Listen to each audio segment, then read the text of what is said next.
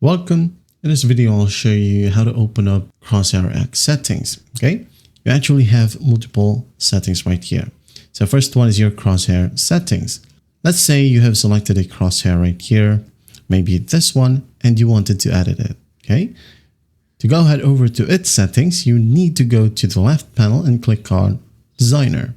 And here you'll be able to change the crosshair's appearance or properties. Okay. If you're referring to options, just go ahead over to the left panel once more. At the bottom left, we have options.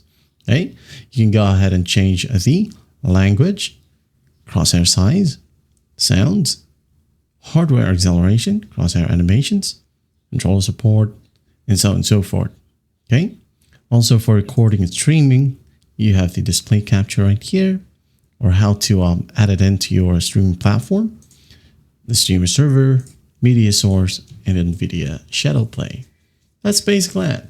That is how you open your Crosshair X settings. Well, I hope this video helps, and I'll see you in the next one.